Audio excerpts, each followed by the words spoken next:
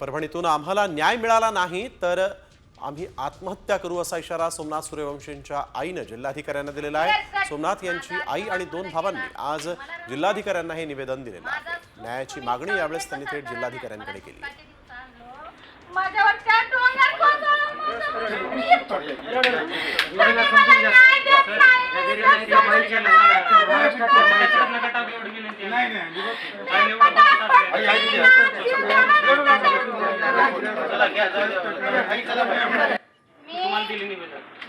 निवेदन दिले, तुम्ही जर न्याय दिला नाही मला, मी इथं आत्महत्या करून मरणार आहे तुमच्याकडे। क्लिअर कट माझा जवान मुलगा गेला, मला राहून काय करायचं?